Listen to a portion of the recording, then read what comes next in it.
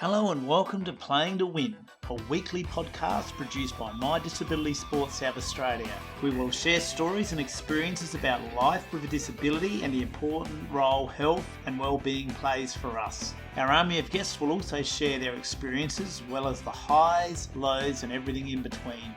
My name is Tim Haggis and I am joined by Stephen Palmer, Australian blind cricketer and rising tennis star, and Candice Kennedy, national road tandem bike champion and #1 female blind tennis player in Australia. And we are all playing to win.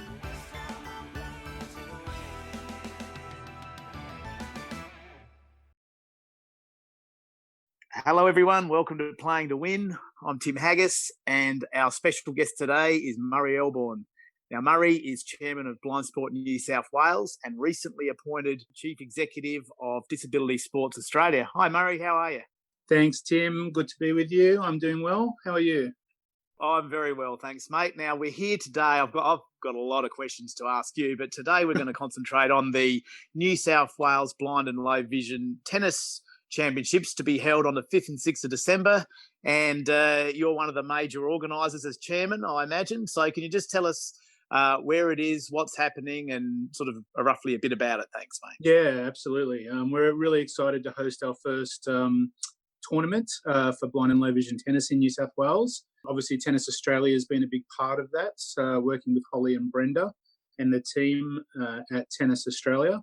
And they've been working with Tennis New South Wales. And, of course, Steve Manley is the representative who is kind of the development officer for Tennis Australia in New South Wales and has worked with blind and low vision tennis before. So we're gearing up for a big tournament. Great. Now, how many competitors and where are they coming from? Because I hear the borders to Victoria have opened, and after a bit of a scare, South Australians are able to come over as well. So how many have you got competing? Yeah, look, I think we're up near between 15 and 20 participants. And it's great that South Australian players can come over because New South Wales players really enjoyed going to South Australia and playing at Memorial Drive. And so it's good also, I believe there'll be a couple of Victorians coming up as well. So it'll be great to be able to have that competition across the borders again. Well, we haven't seen the Victorians for a while. So what's the format going to be? It's run over Saturday and Sunday, I understand. So is that how the matches and the divisions going to be run? Yeah, I believe there'll be round robin groups, and then there'll be quarterfinals, semi-finals, and finals on Sunday. So round robin, mixed singles and mixed doubles on Saturday. And we're playing at Netball Central, which are indoor courts, and those courts will be set up on courts 4 and 5 at Netball Central. So that's a really good facility in Sydney Olympic Park, right next to the tennis centre. And as we work, obviously, with Tennis New South Wales, we hope to be able to get the indoor courts or the covered courts at the Sydney Olympic Park Tennis Centre for future championships. Okay, so with it on a netball, played on a netball court, so there'll be three courts operating at once. Is that how it will be? Yeah, a bit similar to the Adelaide one. It'll be similar to the Adelaide one, yes. What are the backgrounds like there now? As a vision impaired tennis player myself, I'm very conscious of background now because I mean the interesting thing, and I'll get you to comment on this, is that every single player has probably a different eyesight situation, and so some players can see the ball, their acuity is very high and they can see the ball all the time. Others lose the ball in flight and various things. So how's the venue going to be set up with background and contrast and that sort of thing? Yeah, the courts that we're playing on are at the top end of the centre, and they're quite light. There's a lot of light coming in, but no glare on the court. It's a light wood surface, and we're endeavouring to have white backgrounds. So that's why we've chosen to play with the black ball on this occasion. So it's a black ball competition. Fantastic. Yeah. Well, that works well for backgrounds white.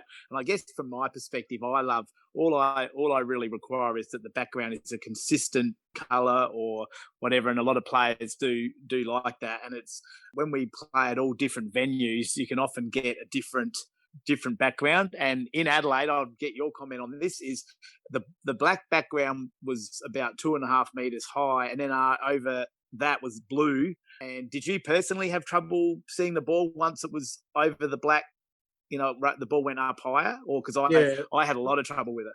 Yeah, look, probably not as much as you did, but I definitely lost the ball on occasion looking into the lighter seats in the grandstand area once it got above the black. So the good part about this is that Netball Central have white walls as well, and playing on those courts, we shouldn't have too much problems. Well, I know we're very much looking forward to it. Now, should we talk about some of the competitors? Because we got a bit of a look at the New South Wales guys, or 4 of them, when they came to Adelaide 3-4 weeks ago now. So we were very impressed by Mick Lee, who took out the open singles and beat we considered our favourite Mark Haskett, and also Mick and Oscar Stubbs took out the doubles as well. So you guys had a bit of a clean sweep. To be honest, we felt that we were probably in a bit of a stronger position because we'd been, playing together for a year and having coaching, and yet you guys came in and sort of took all the chocolates. Well, Mick's going to be hard to beat again. He's been looking really good in training, and I don't know if you I told you this, but his wife actually used to be the hitting partner for Jelena Dokic, the women's tennis player. Yeah, so Mick used to play when he had full vision, and as his sights decreased, he hadn't played for a long time, but got back into it and is really enjoying it, and obviously is very good.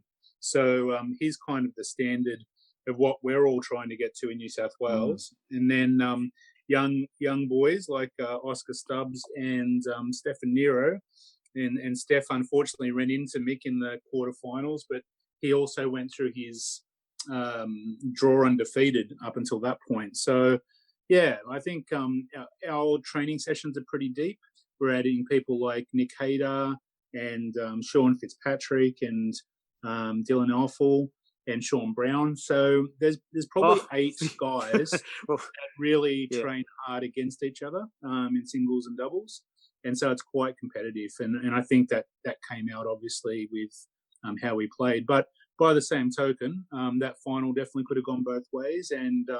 And Ricky played really well as well. And you've got some great... I was going to make that point, actually. Probably the match of the tournament was probably the semi-final between Ricky Segura and Mick Lee. And those 2 guys have got...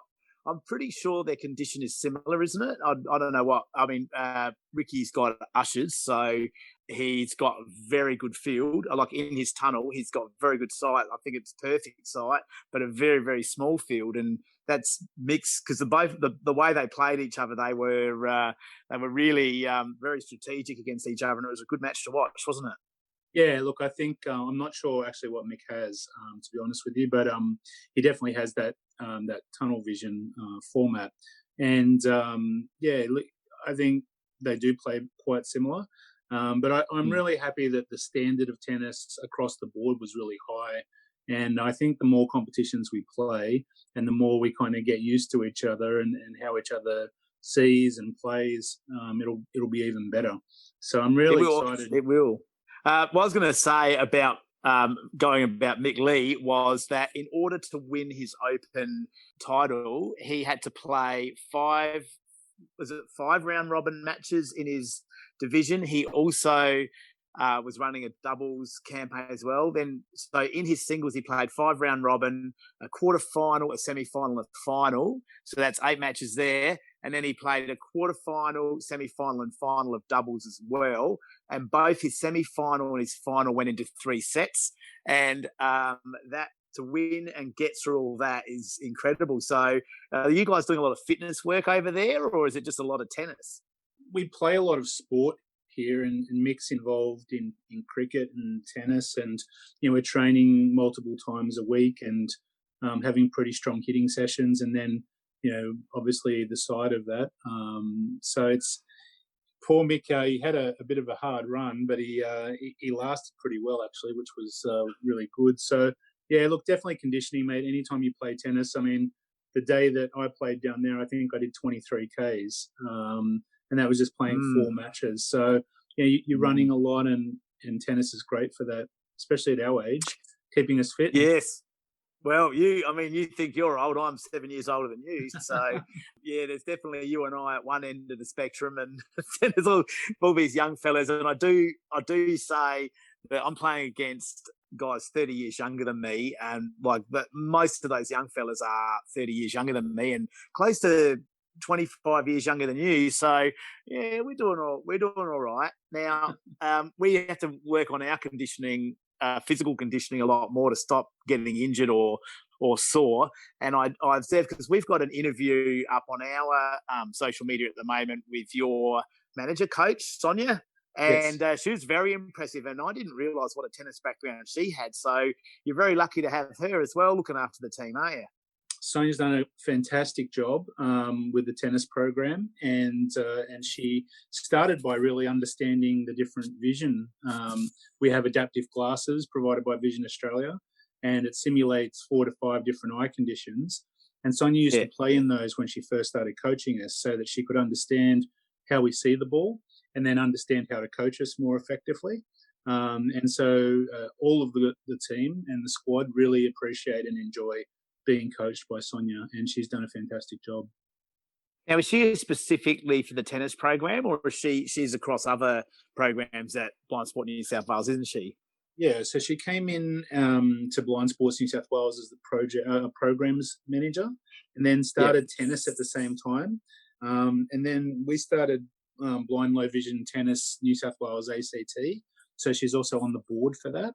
And then she just got promoted about a month ago to operations manager as well for Blind Sports New South Wales. So she's doing a lot. She keeps pretty busy. She also is a professional tennis coach at City Community Tennis in Sydney. So, she does keep very busy. Wow, well, you're lucky. Well, she was a great find, wasn't she? Because, I mean, after hearing about her background and everything like that in the interview that she did with us when she was here, blind tennis in Australia, or blind and low vision tennis in Australia, is looking really good, isn't it, at the moment? And I guess we haven't seen the Victorians. Who have we got coming from Victoria, and what do you know about them? I know that Adam is coming. I think he's a B3, so Adam Fayed. And I think that there's one other, but I'm not quite sure about who that is actually. But that'll be good. It just adds depth to the playing field, and I think it just makes that for that really competitive round robin like we got in Adelaide, which is great.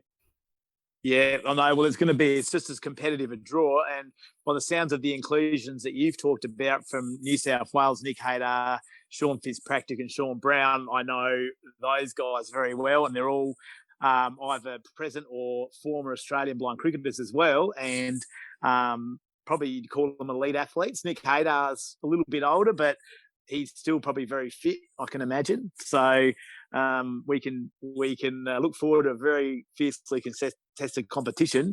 But I do have a little bit of news for you, Murray. I have been reclassified as a B2, so I get the extra bounce on you this time. So there you go. We'll see how we go. But I'm looking forward to playing you again, and I think it'll be a fantastic tournament. So thanks for spending a few minutes with us talking about it.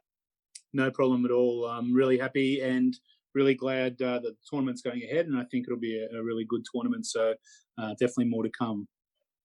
Yes, I know. Well, we'll look forward to, I think, in the next 12 months, we'll have probably a lot bigger program for tennis around Australia, and we'll be travelling not only to see you guys, but to Victoria, and hopefully Queensland will have something up and running as well. But the game is taking off in no uncertain terms. So I think it's a bright future that we've got to look forward to.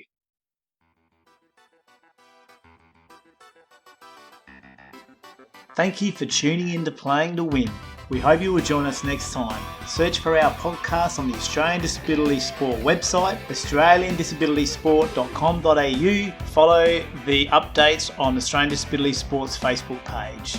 Thank you, and just remember, we're all playing to win.